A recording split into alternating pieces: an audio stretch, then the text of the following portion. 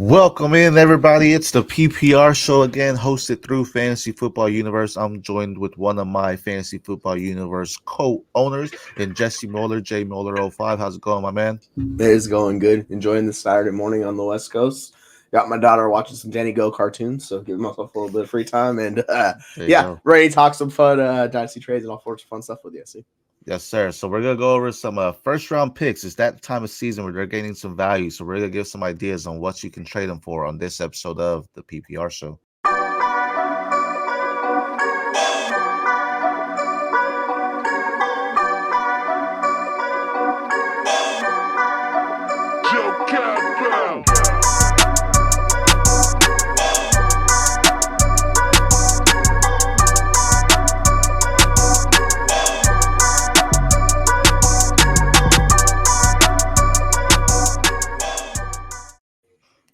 All right. So as I mentioned, it sound like Matthew McConaughey there. All right. So as I mentioned in the pre-intro there, we're going to talk about some ideas on what you can do for some specific trades when it comes to these first-round picks. They are gaining value, and they're only going to gain more value. Possibly you're getting them at the highest part right now because we don't know where players are, so people are chasing that hype.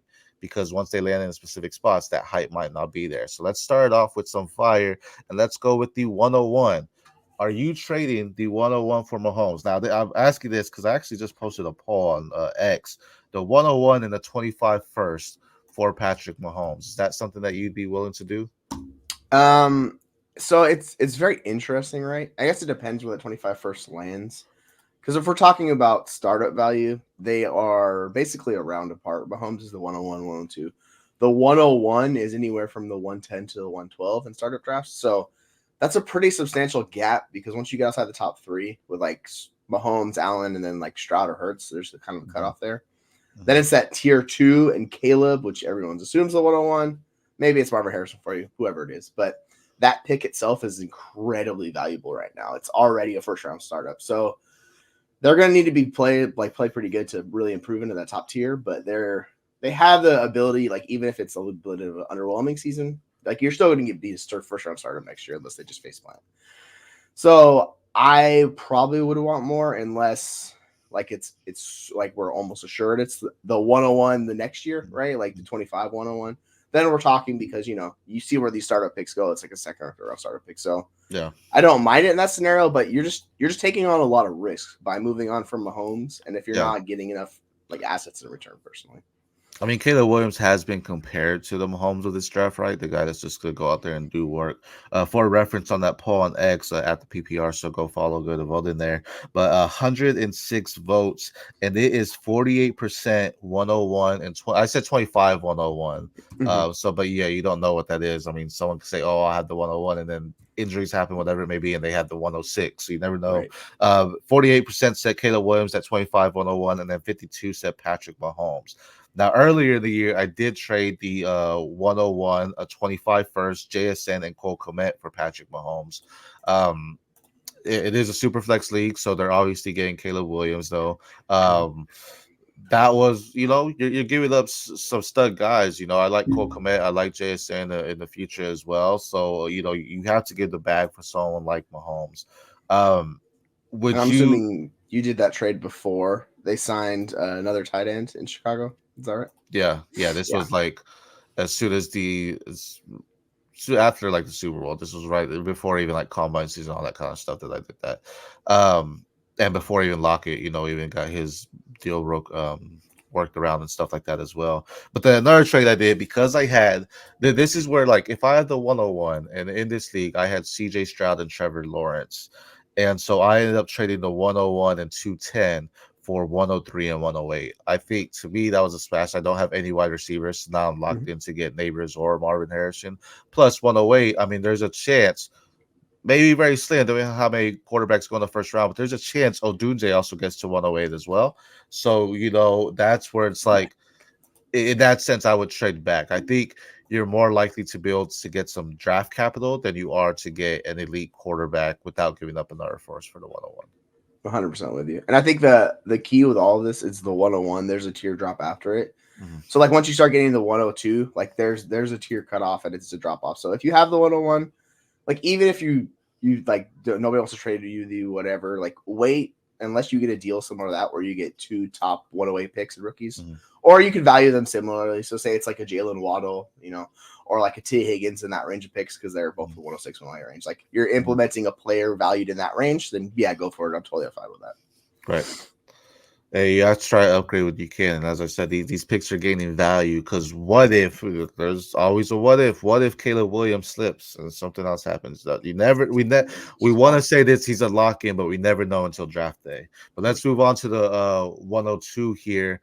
That's gonna be.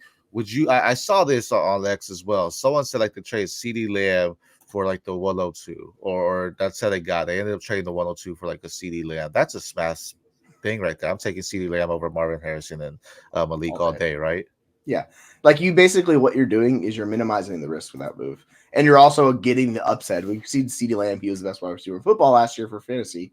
And that's going to continue on. He was right at his peak. He's still young. Like if you're able to even get anything close to that, and I saw like the scroll straight, it has like Puka on there too. And I think that's an interesting pivot point because Puka is a mid-second value pick.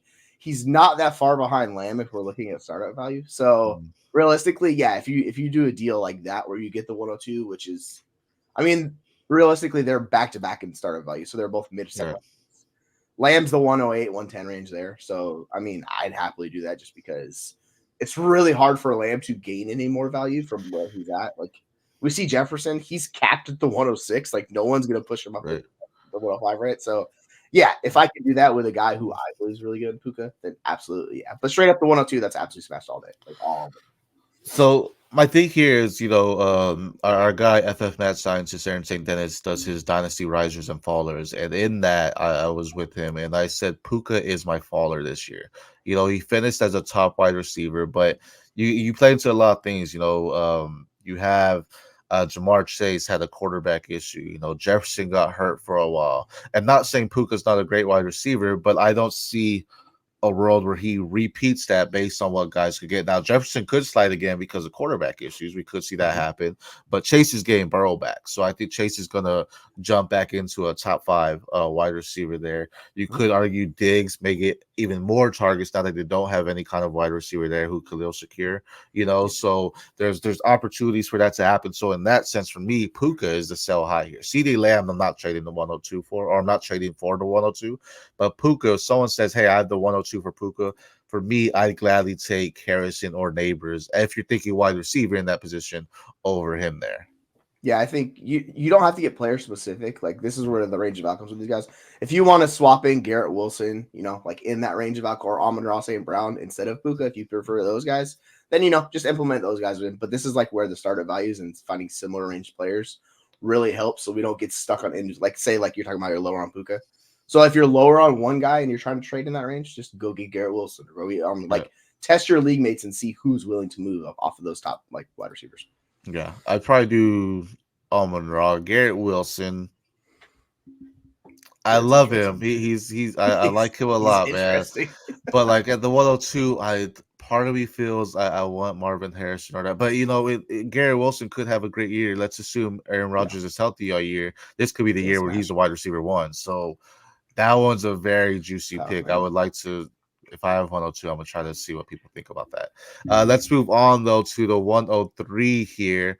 I actually traded back in one of my leagues. I traded the 103 and 2-8 for 106 Pickens before Deontay left and Judy before he got traded, though. So is it wise to trade back from the 103 to 106? Assuming, let's say Neighbors is 103. You could go Daniels or May.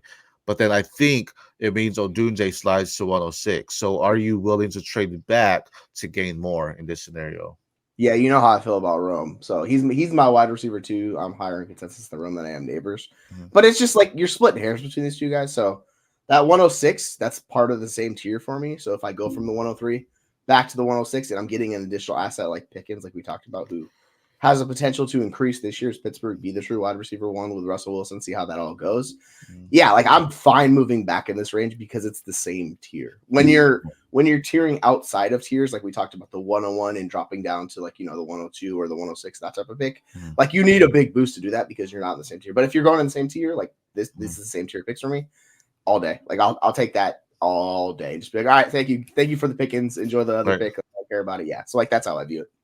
No, that's fair. And I like that concept there of, trading back and having that same tier there, pre combine, Super Bowl even. I knew I had the 103 because fantasy season had ended. And I was like, this is the prime spot. Like people are gonna eat this Yeah. up. And I feel I did benefit on it because now it's honestly looking like I may get Jaden Daniels now at that time. But even then, that's still like, all right, I still gained some other players in there. So now I'm getting a possible top 3 quarterback plus some help on the wide receiver room there as well. So I mean that was something that I think benefited me moving back there. And again, like you said, hitting that tier, that same tier, but gaining more value because I didn't give anything outside of that 103. Well, I gave 208, but 208 at that point is like a dead pick in a sense. So yeah, I agree with you there.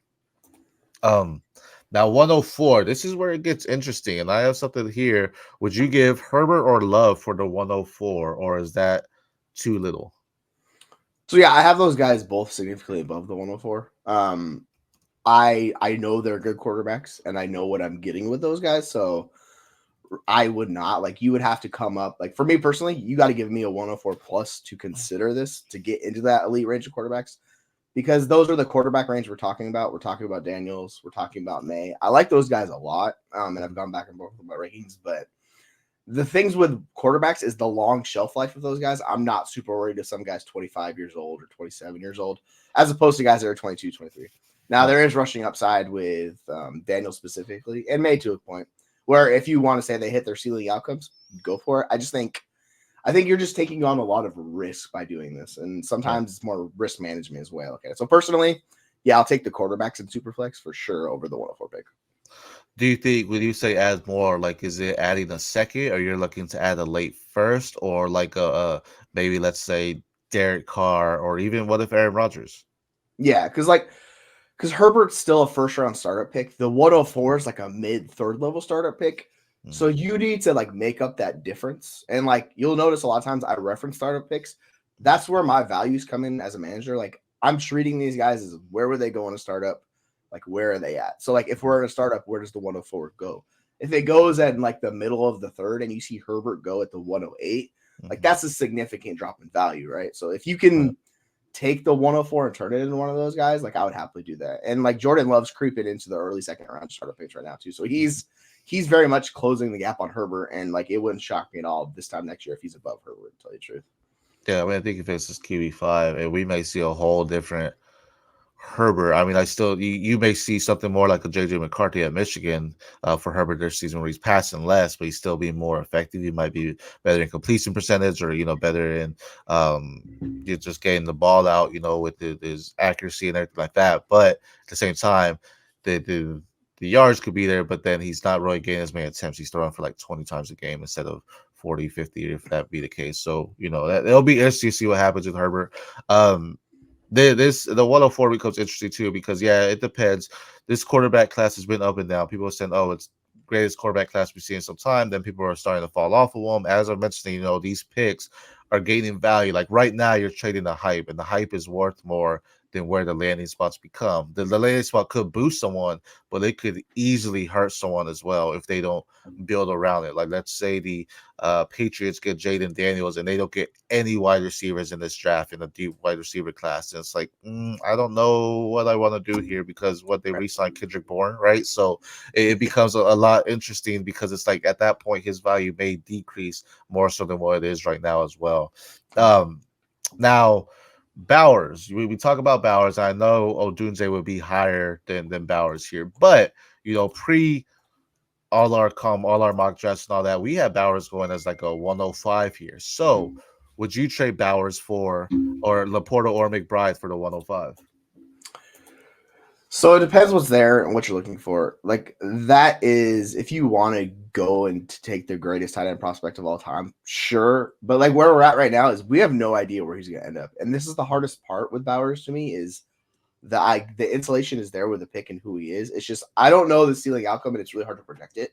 So if I needed a quarterback or a wide receiver and you wanted to move off one of those guys, like I'm fine doing that. If you prefer, say if it's Daniels, it's May, and like you have a team build and you have tight ends and you're not worried about your tight end. Like say you have, like an Andrews or someone else on your team and you're looking to like, put value in a different position. I'm fine making that move. I prefer LaPorta or McBride straight up over the 105, but like it's really close. I'm more picking hairs and it's just team build perspective. But if I had to choose, I'm taking the starting tight ends over the 105. So what if I know we're talking pre-draft, but what if not Laporta, Bowers goes to the Los Angeles Chargers? Are you trading 105? Because I think there's no way he's going top 4. I think you're getting 2 quarterbacks, 2 wide receivers in that top 4. Whether you want to do Odunze, Neighbors, whoever, but then also whether you want to do May or Daniels. So at that point, though, let's say he goes. I said Chargers, but let's say top 10, so a top 10 team in the draft. Are you trading 105 for LaPorta and McBride? Assuming it's Bowers. Let's just say Bowers is the 105. Are you trading them straight up for one of those guys? Yeah, I think I'd be more inclined with LaPorta. I'm a little bit just worried on the ceiling outcome of LaPorta, so I don't mind doing it. But like this is really close, and it's basically just preference on how you guys view these guys. Like of the 3, McBride's the highest I have of all of them. But like if you want to do it, like I'm fine with this move. Like this really comes down to just your personal preference. This value range is totally insulated. It's fine.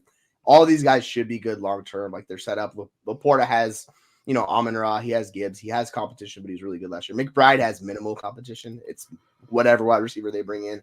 Right. They have Greg Dortch, things of that nature. Right. Yeah, and the best thing is, I think LaPorta, Fitz has tight end 1 last season. This is an opportunity for you to possibly sell. So I mean, I say 105 for here. People will maybe hesitate, but if you can also get early second, maybe in that, because you can get, and this is if you're gonna go get tight end. But I mean, like you mentioned, Odunze could be there as well. We were just doing a straight swap out there, but this is something where LaPorta's value, just like Puka, I don't know if he repeats the tight end 1. I mean, Mark Andrews also went down, so we don't know what happened there. Kelce could come out and have a great year with now they have Hollywood, so now looks art on Kelce, right? So now things could be different as well. So this one becomes very interesting because I think these are the next 2 top tight ends in LaPorta and McBride, but then Bowers can easily get in there. And then you could also say, hey, maybe you want Pitts or something too, so you can go after him. We'll see. Now, the interesting thing is, for running backs are so hard, and it's very hard to trade a first for a running back because we never know, right, what's happening with them and their value and stuff like that. Are you trading the 106 for Bijan or Saquon? Not so. Yes, on Bijan, you're tearing down multiple years of difference between him and Saquon.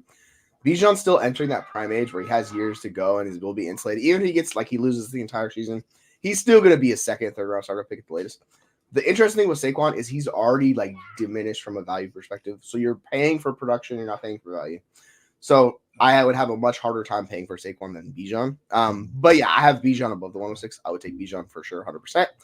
Saquon, it's a very different perspective. I would look to more pivot him into the 106 because the players you're getting are very insulated. But as a contender, if you want to do that, I think there's more efficient ways to go about trading the 106. You could probably just take the player there and be fine with whoever it is. I would more look at the 108 as the cutoff for Bijan or Saquon, and then I would be more comfortable with that. But if you're happy and you're content and you want to push in on Saquon, he's going to be good the next few years. So if you're a true contender and all you need is another RB2 or whatever, right, or an RB3 or however you want to phrase it, then yeah, you could talk yourself into it, and I'd be okay with that move. Yeah, I think that you brought up fair points there, especially in Saquon. You're trading for production, not necessarily for value there. For Bijan, what pick?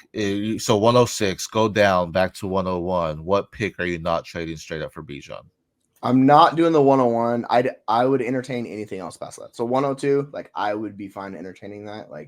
I think Bijan's that good, and he's in the ideal situation where he could realistically RB1 finish is in his range of outcomes this year. So I'm not doing Caleb Williams just because of the prospect he is and how insulated he is. Outside of that, you want the 102 through 106, have at it. So if someone's willing to give you basically they're here, I'll give you Bijan for the 104. I would send them the 104 for Bijan personally. It's just and a lot of people might not value running backs that way. And then on the flip side, then you could just go flip him for the 102 if you want to do that way. So I think he's such a liquid asset because of his age and who he is and what he did last year. Like, I just think the value is sky high where he could still technically gain value.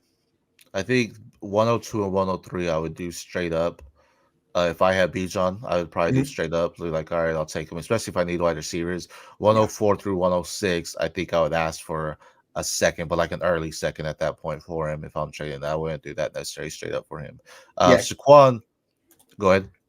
Well, I was gonna say he's going back to back with the 102 in startups right now. So it's Yeah, like the 102 and Bijan are literally like right there. Saquon's well below that. So like yeah. this is where like the market and playing the market is kind of a big deal for me. So just because of how old Saquon is, that's my whole difference and why we're talking about the 106 for him and the 102 for Bijan. And Saquon, I get he's in a better offense, but at the same time, this offense has way more mouths to feed than it Mm-hmm. did in New York. He's competing with AJ Brown, Devontae Smith, Goddard, even Hurts in the run and the touch push, right? So there's a lot of things that bring him down in a sense. Not knocking his talent. He can still be probably a top 10 running back, but at that point, it's like I would want more than Saquon for that 106 position, just because that age there. But if you're competing, I'm not necessarily trading him away to get a 106 to get earlier in there as well.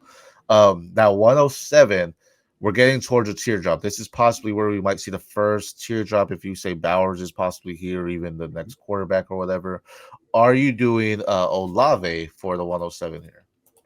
Yeah, because what I'm looking at is, I mean, ideally, if I get the tight end one, that insulation is very good there.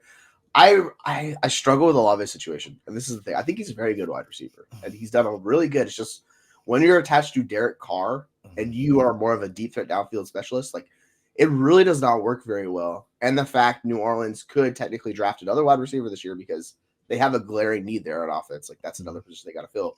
So say if they bring in whoever it is in that position, like if it's Brian Thomas Jr. or whatever, right? That person's going to come in and kind of just make life harder on him. They had Michael Thomas, but he was like aging out. He was kind of falling off. It's Rashid Shaheed, it's Juwan Johnson. There's just not too many guys there right now. So Right. I would take the pick. I think the upside is higher, but I think Olave is very good. And on the flip side, if you want to target Olave, it really just depends if you think he has that ceiling. If you think he has that ceiling where he could be a difference maker wide receiver, then yeah, do it. I have more questions about that where I'm just leaving the pick side. Right. That's fair. That's fair. I like that too because I do think Olave is a great wide receiver that could possibly be a top 10, but it's also Derek Carr doing it. But we've seen Derek Carr feed some top 10 wide receivers too. Mm-hmm. So it becomes an interesting thing here because this one more so would be a draft day trade for me because Yes. I don't think, unless, I mean, if I needed a tight end, a lot of times when it comes to my dynasty, if I don't have one of the top guys, I'm not necessarily trying to trade for them, if I will. I'm happy streaming tight ends because I think outside your top five, the other ones are just all streamers there. Yeah. So to get Bowers, I wouldn't necessarily, but if I knew, oh, Dunjay was there and someone was like, hey, I have this pick for Olave, I would be like, all right, I'd take Odunjay over him. Just because I think Odunjay might see some better opportunity. Now, again, landing spots could matter because I don't know how exactly I feel with Odunjay going to Chicago. As much as he's attached with Caleb Williams, just they have a big room there. Like I want him to go there where he's not as much competition. Like if you go to Arizona or if you go to New York or the Chargers, even because I don't trust Quentin Johnston or Joshua Palmer, right? So those are things where it's like I'm a little bit more high on him at that point than what I would with the Bears. If he goes to the Bears, then I may be opted to say, okay, I have the 107. I'm going to trade out to get Olave potentially here as well. So Yeah, I like like that yeah, idea. I think the floor is higher with the player as far as production. Mhm. If you're looking at it from value perspective, it's going to be the pick until it turns us into a player, and then Mhm. you're right, and then it completely changes. So yeah, if you want to, if you prefer London, like which I do over Olave, like you could do that guy. Or you could do. There's a ton of wide receivers in that range we're talking about. Like you could substitute in if you don't prefer Olave, and this is where like use the market to value. There's a lot of guys in that range that look just fine. Like if it's Waddle, it's Pittman, it's Smith. And you go Yeah. Collins. They're all in that range of player. I don't, out of that list he just said, I don't know if I'm trading Nico for that. Nico, to me, as great as Nico looked, man, I don't know if I'm giving up a first round pick for him at all. I just feel that they're giving out. I think they're gonna get a wide receiver. Maybe if they don't, then I may consider getting, trading a first for Nico. But right now, to me, I value Nico as just a second, maybe an early second, or like Pittman and Olave. I'd be giving that first for them as well. It's just there's a lot of still. I need to see it again from Nico before I'm saying okay, I'll give you a first for him. Yeah, Um, like I get it. I 100% get it if you're worried about him in that way.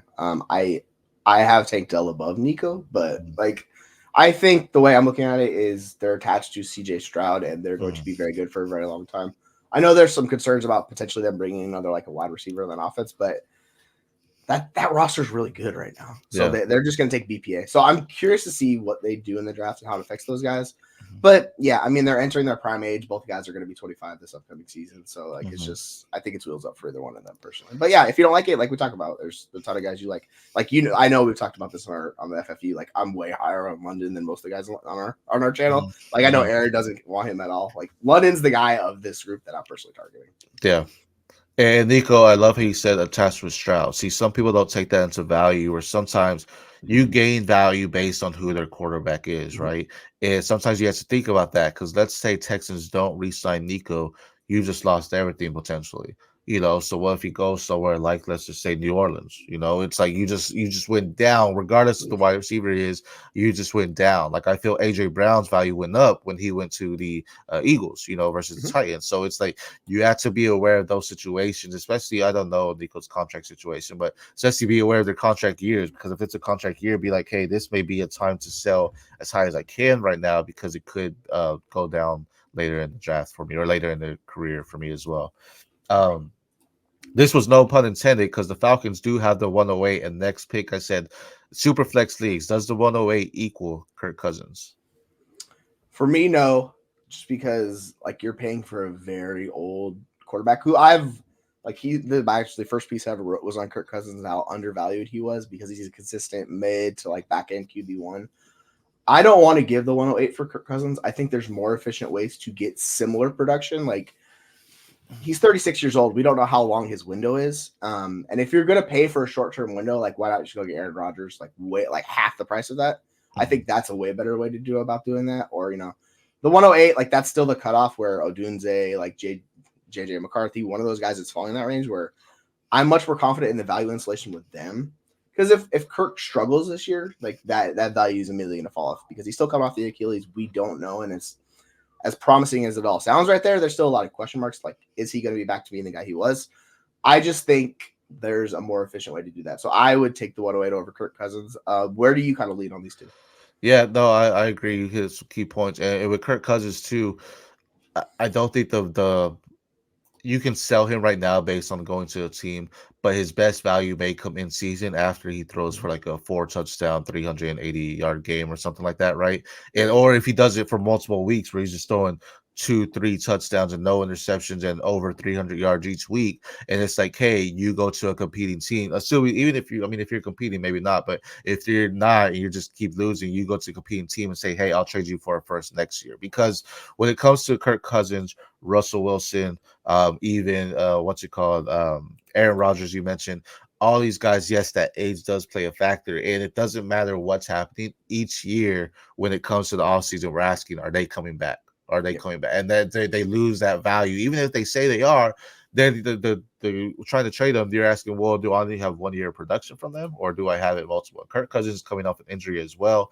It's different if he was 25 coming off the injury, but he's, like you mentioned, 35, 36 now. So um our bodies ache, our backs hurt when we just wake up in the morning when we get older now, you know what I mean? So it's like all these little things play a factor. I agree with that. 108, I think I know I mentioned Jordan Love earlier. I'd much rather try to get Jordan Love over him just because that 100%. age. I don't think you're getting Stroud for him, but even if you could go get maybe a Trevor Lawrence, someone that's been struggling, as well. So these are all players I think you have more opportunity to get.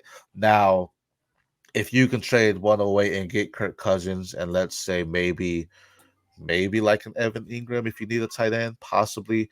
If you can go get Kirk Cousins like Kyle Pitts because you're like, I want to get the stack and you got to give me both, Mhm. then definitely maybe because you have that upside that you tight end as well. But straight up in a super flex, it's very hard. You can pull my finger if you need, not pull my finger, pull my arm if you need like a super flex. Like if you only have one quarterback, then it's like, are you gonna make that push? Because you mentioned McCarthy.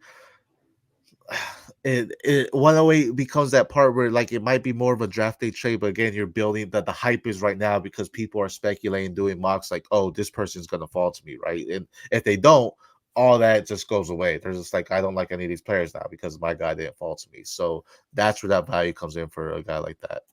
Yeah, I think the McCarthy stuff's gonna be very interesting where he ends up landing and how we feel about him, because like once we get we're doing all the rookie drafts, we see the 109 plus. It's just like whatever, insert your whatever wide receiver here, right? Like it's one of those guys. So I think that value pick range is in a weird spot right now because if you look at the quarterbacks around it, it's like Kirk Cousins, Bryce Young, Justin Fields, Deshaun Watson, like those guys, and there's a lot of question marks for those guys too. So I totally get it from that perspective. I just think there's more value installation upside with the 108, but it does seem quite risky where it's at right now.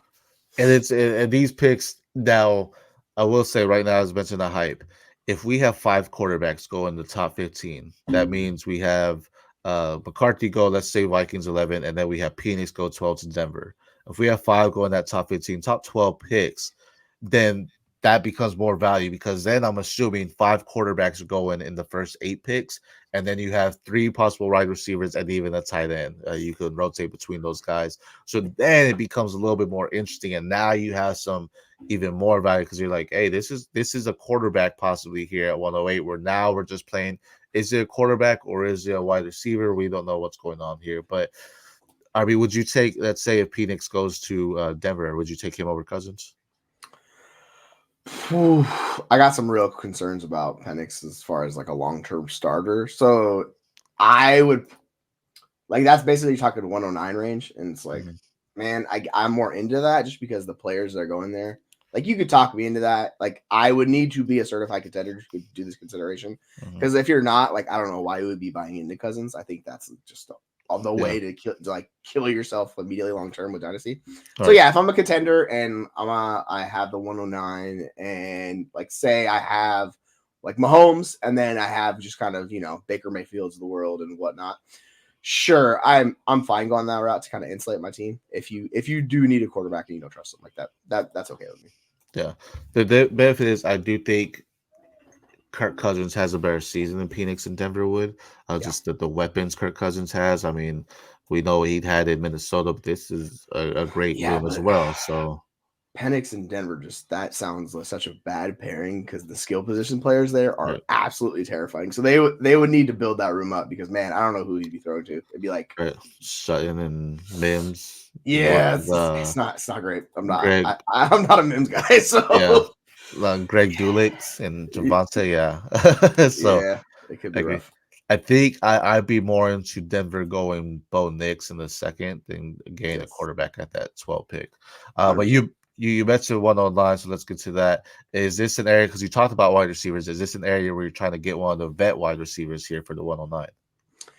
Yeah, I think it's interesting because people seem really low on Jordan Addison, and I don't understand why. Like he's the year 2. Him and JSN are back to back. They're right around the 109. I more understand it with JSN because he was not as good. The way his usage last year was really terrible. So, and we saw him talking about Shane Waldron when they brought him up for an interview, and he was just like gave you the face, the response. So you could kind of tell he was frustrated too. So we felt his frustration. If you want to go and to get to the Debo, the Diggs, the Pickens, the Adams, I'm fine going this route. It's just like these wide receivers and this all have question marks coming out, and the profiles are not as strong. Like we talk about Worthy, Brian Thomas Jr., AD Mitchell, all of these, like those are kind of the big 3 in that group, but there's like 4 or 5 that get past it. Yeah, I don't mind doing that. I would probably prefer to go get the younger guys, but like I'm such a sucker for Devontae Adams. Like if I'm a veteran contender and you really want to make another push and go for it, like I would do Adams over Diggs, but it's flipping a coin between the two. I think the community has punted Diggs a little bit too much now to the point where it's like, all right, he's below Adams, he's becoming more of a value. Yeah, and I agree that too. And like you get into this tier, and this, when you look at the vets, you brought up with Kirk Cousins. If you're competing, it makes sense to go there and be like, oh, I have 109. I'm gonna try to add value here. If you're not, though, you're kind of losing it in a sense because if any of these guys, Adam or Diggs, have an outside top 15 year, they lose value tremendously because they're older, and not just older Yep. like 27 hitting in that prime age. They're older, they're past that 30 slump now. So Yep. it's not saying a slump, but at the same time, as dynasty managers, this is where we begin to think like, okay, when are they calling it, right? We've seen guys call it in given time. I mean, Hopkins, I love DeAndre Hopkins, but there's no way I'm trading a first for him. But it's not even because of his talent. Like I think he can outproduce that 109, but he's also 30, so I don't know if that's going to happen as much anymore than it would have 5 years ago. So that's where that value difference comes in. If someone said, "Hey, I have Diggs in 208 for the 109, and I'm not competing or anything," Yeah. um, Makes a lot more sense. then maybe, yeah, because now I have a youthful guy that I can possibly pair Diggs up to get even something even greater as well. Maybe go in and trade Diggs for, like you said, an Addison, or maybe you probably trade that. Yeah, because I don't think Addison's going for the 109. I don't know if he would be, because of that value and that youth there. Where it comes to it. So, it definitely plays a lot here. But if you are competing, I do like that value again, and because I think these two are prime receivers. I feel I'd be much more comfortable going after like a Pittman for a 109. I think this is an area where you do it. Pickens too, just because they have Deontay gone as well. But honestly, Deontay Johnson, I mean, I feel he's gonna be the prime target in Carolina. So now he's in question. Be like, if someone wants to say, "Hey, I have 109 for here," I know Deontay's gonna get the target. So now it's like, okay, I may consider that straight up. I may ask for like a third on top, maybe, but that's something where it's like, okay, I'm starting to consider that now as well. Yeah, Deontay is significantly lower than the guys. So I think you could still probably get a mid second thrown into that deal. Like if you're at the 108, it's a little bit more interesting, but like the 109, like it's going multiple rounds above Deontay, even with his increase to Carolina. So if you're talking 109 and you give me like Deontay and like the 203, it's like Mhm. I'll do that deal for Deontay. Yeah. I've always been a sucker for Deontay. I think he's very good. But yeah, to your point, a couple of years ago, I made that trade for Hopkins where I sent the 109 like 2 years ago for Hopkins. And as soon as the season started, I immediately regretted it. And Mhm. of course, like that player became some really good dynasty wide receiver, which Mhm. I was just so worried about like which wide receiver it was. I don't think we need to be buying these veteran wide receivers right now. Like we Mhm. have 5 months till the season starts. Like I Mhm. think you could be okay. Like trust the youth, and then if you want to trade them, like as you get closer to the season, you're worried about it. Like it's Quentin Johnston last year and all the shenanigans that happened. Totally understandable. But just be careful. You're not going to get that value return. Like if you're paying Right. that, it's going to be just production. It's what you're paying for. So Right. it is a very risky move in dynasties to go that route. Even though it's like, oh, it's Devontae Adams. It's like, well, how does Devontae Adams look in 2 years? How do you feel about him? Like that's Right. kind of the way you have to look at it. So yeah, I'm with you. And then, yeah, especially, we talked about this is the most hyper game. I mean, we're getting closer and closer to the heist building for the picks. The players, after the draft happens, the OTAs is when the players start getting hype. We're gonna start seeing what Mhm. they're doing in camps and stuff like that. And then we have preseason. If they're getting any preseason snaps, that's where some more hype comes in before the season. So there's gonna be a little bit more there, but that's also somewhere they can drop because maybe they rest for an injury, or maybe they're just not getting the looks, or maybe they're just dropping passes, or whatever it may be, or doing all those certain things that now you lost that value from them as well. But you had to wait. Where like Diggs and Adams, you can say, hey, it's a sure thing. But again, even with Diggs, I mean, he became irrelevant, down the stretch. So that was huge. But you talk about that age, that's something where if he was 27, I'm not concerned. He's Mhm. not. He's in 30, 31. I'm concerned because now I'm like, even though there's no other real targets there for Josh Allen, I'm starting to be concerned. Okay, I like Diggs, but he can help me in the beginning of the season. But is he going to help me win the championship? Because he hasn't. He's been the choke artist for some teams.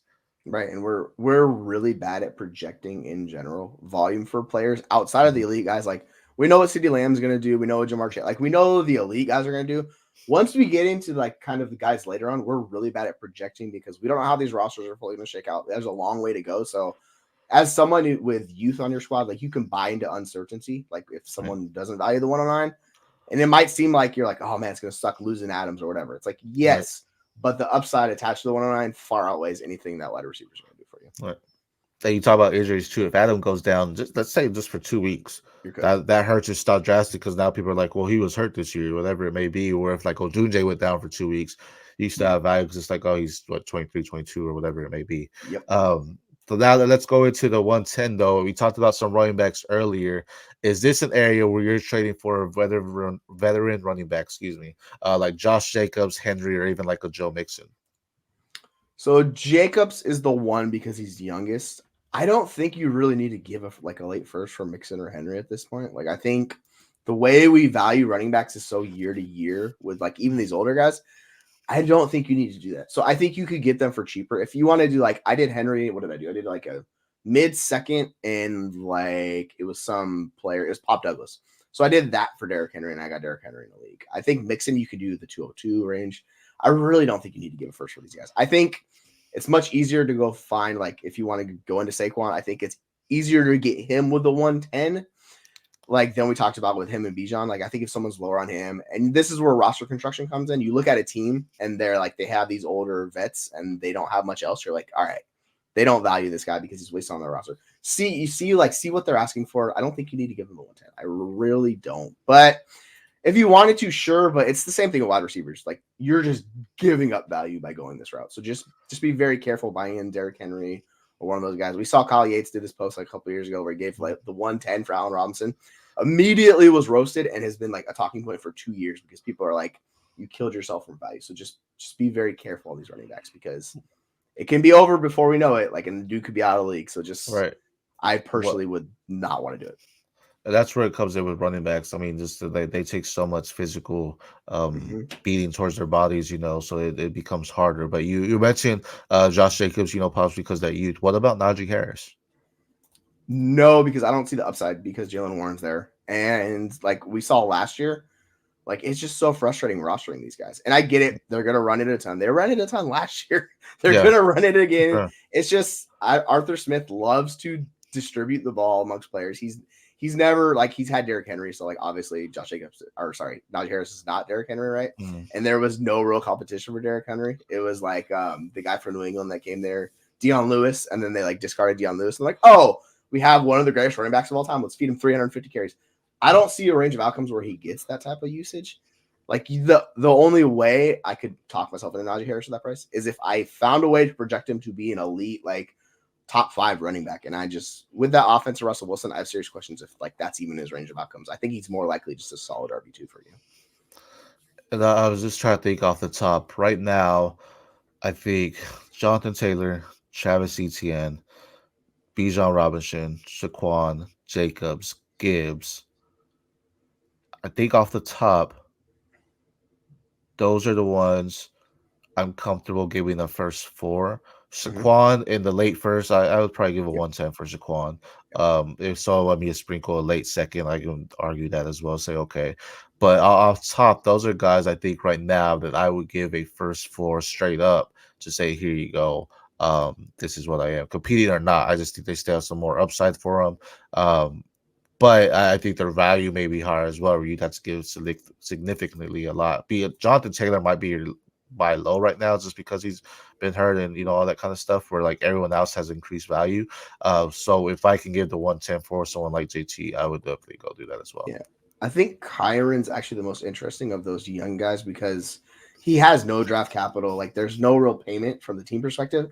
It's just you're buying into the situation and like how good he was as a running back. So I think you could probably get him for the 110 if you wanted to, but like there's serious risks. You just don't know how it's going to shake out. You don't know who's going to come in. I think he's going to be a very good running back. It's just running backs are such a short-term window. It's really hard outside of the truly elite guys you're talking about. Like, I mean, and then McCaffrey, he's going up super high in the second, but like no one's going to like, they're not going to take the 102. Like they'll much prefer like the 102, right? So I think you could probably package the 110 and I would be much more comfortable in the packaging into a Bijan, a Gibbs, and even a McCaffrey. Like we know that that's going to be there because he's the true like unicorn of all these guys, even though he's a little older. Go that route, like I would much prefer to do that route because the value insulation is there with those guys. When we talk about these guys, it's not there. And McCaffrey's interesting because we've seen him get hurt. We've seen him go nuclear. We've seen the good, the bad, and the ugly for him. And the good is phenomenal. You're winning every week. You're possibly winning your championship. The bad is you probably invested everything to have him as a running back, so now you have no other running backs. So it's like with him, a late first, sure. I think people are gonna have him valued more because he's the RB1, right? Because he does it all. So but I don't feel I'm not giving up one of you. I think 107. 107, I'm starting to cringe. Like this is where I'm thinking. But 106 and prior, I don't think I'm doing that straight up for him.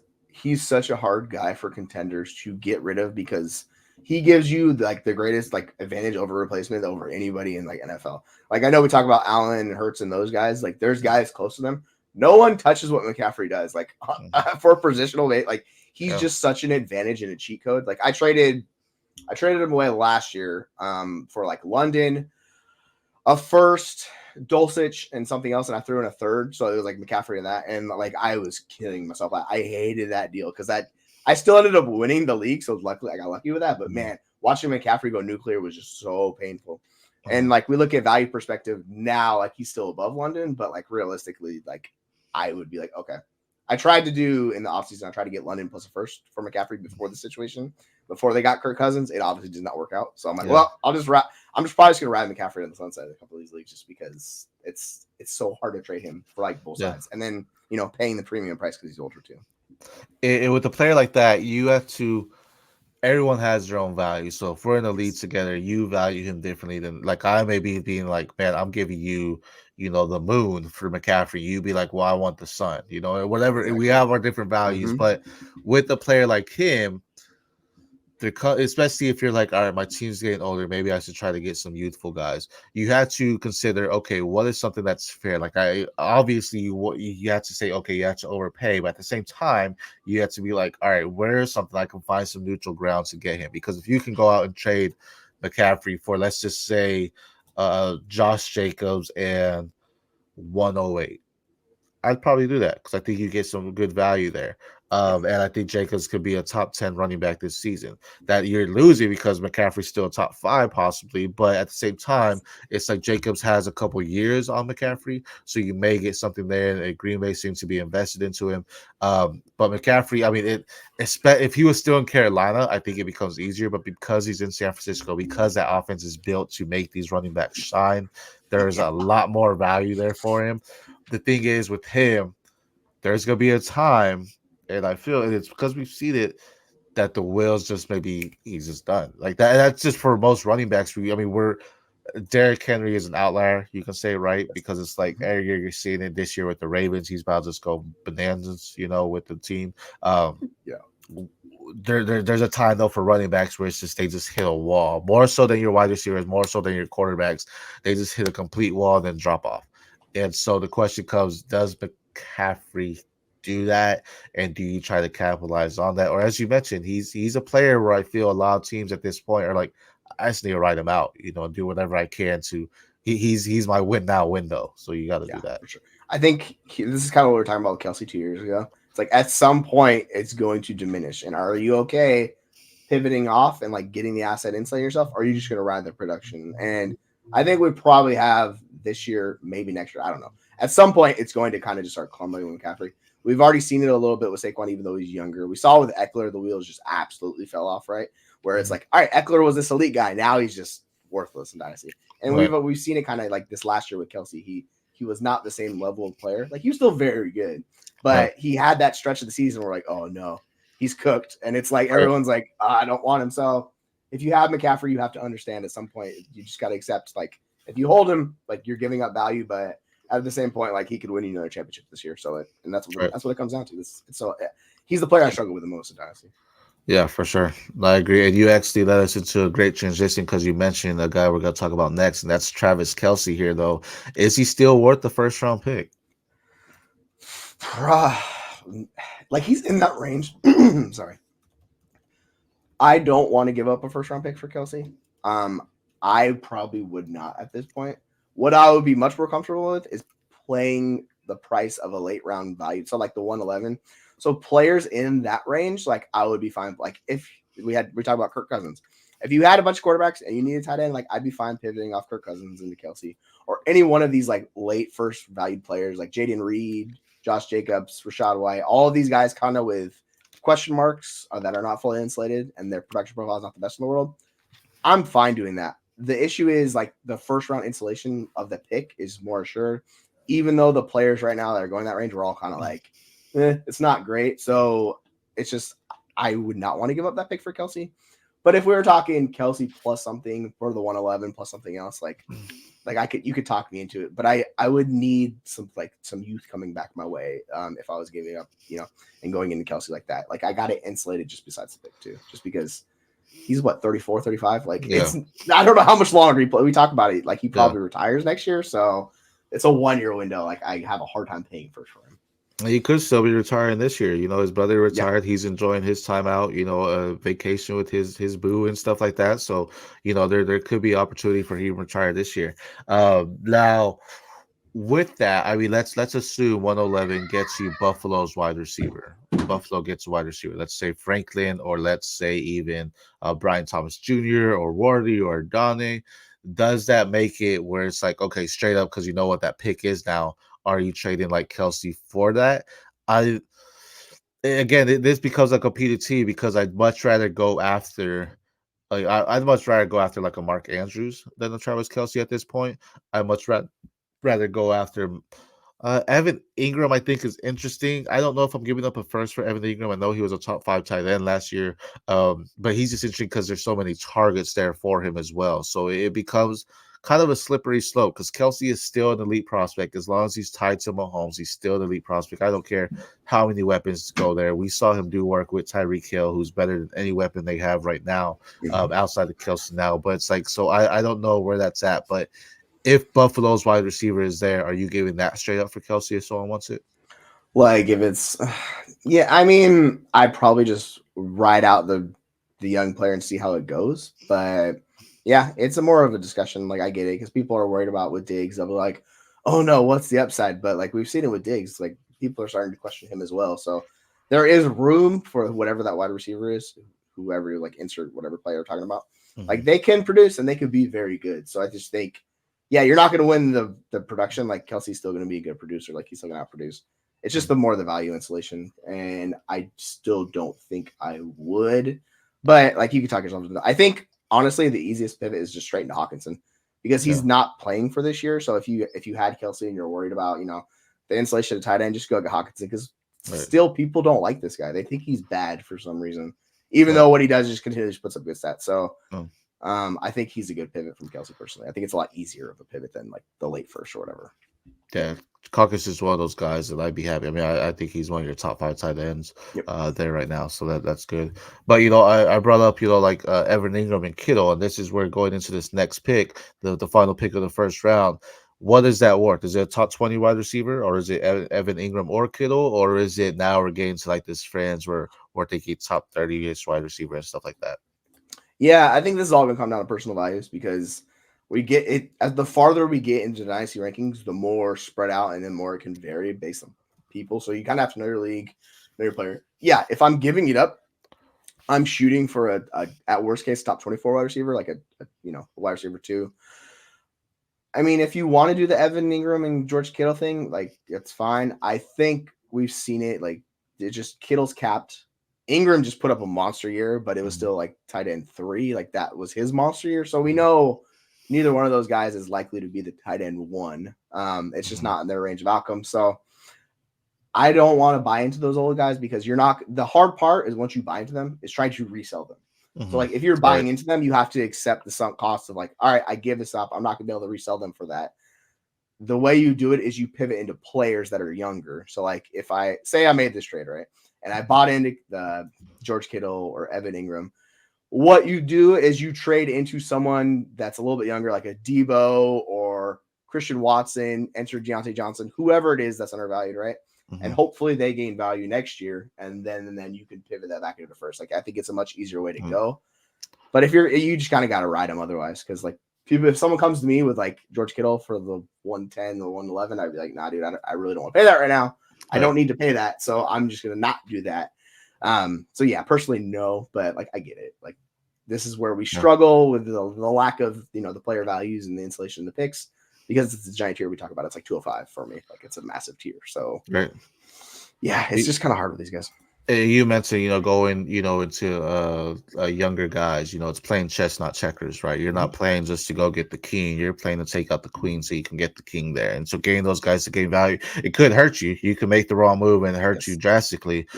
But a guy like Ingram, I think just like I said with Puka, and even you could argue Kyron too. Right now, you have some sell high windows for them because of Mhm. what they did last year. Where if they go down, you just lost so much. Like right now, you could possibly get the 112 for a guy like Ingram if someone needs a tight end because at this point, they're not getting a tight end. You could get a wide receiver, but if your wide receiver room is filled, then it's like, okay, maybe I do need to try to get that to just push me over a little bit, right? So you got to go do it. But at the same time, as a top three tight end last year, you may say, "Oh, wait, no, I need more than just the 112. I need a higher pick or whatever it may be." And it's like in reality, that's not how it's coming down. Not every player is necessarily worth the first, even if they finish with that, like you mentioned, range of outcomes. I mean, they got Gabriel Davis now. They have still Parker Washington. They have Christian Kirk, who was hurt. Travis Etienne. People say they're gonna draft a wide receiver again. So everything's coming down. Where it's like Ingram may not be that guy again for them. So it's something there. And Kittle too. You mentioned that cap. I mean, Kittle's still a great tight end.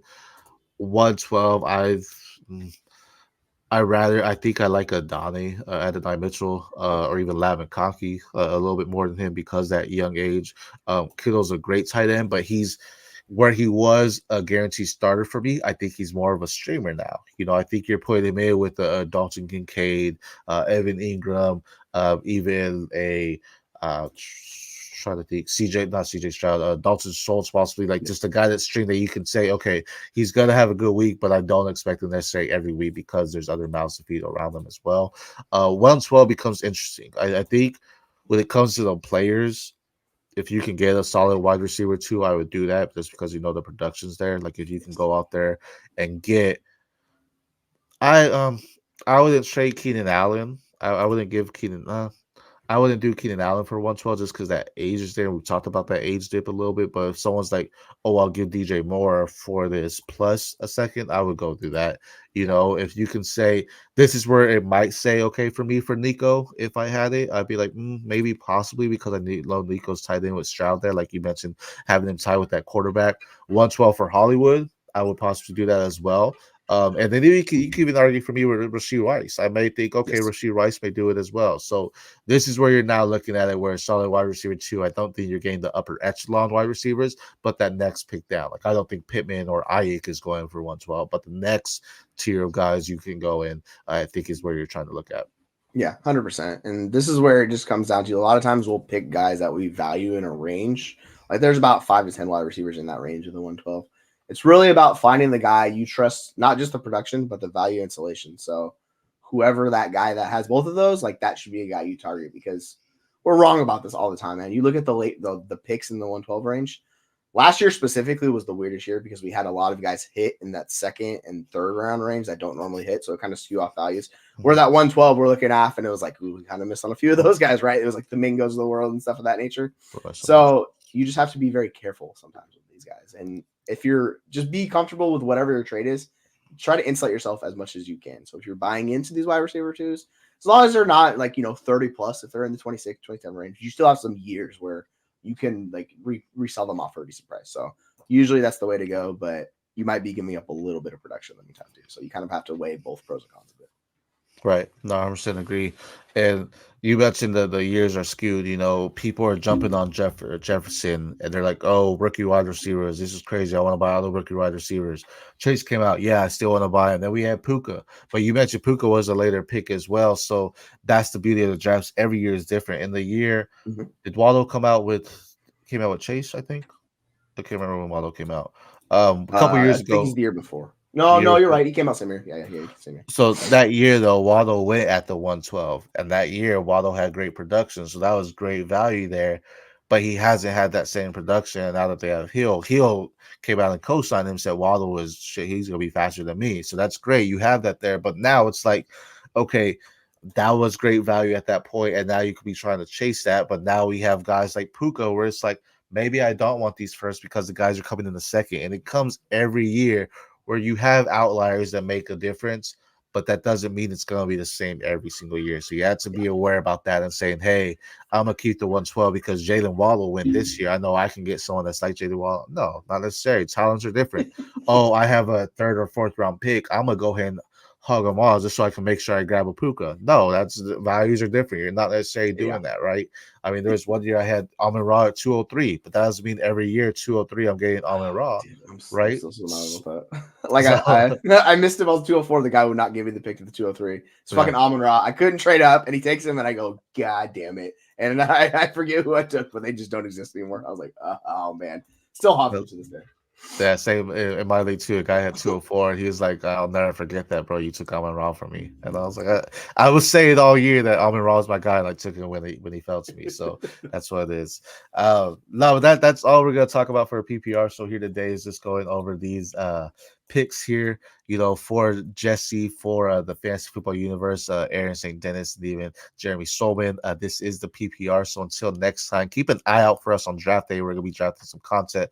And follow us on Reddit, YouTube, X, Instagram. Am I missing anything? I think that's all the main ones. We're on every social media platform. I don't know. Yeah.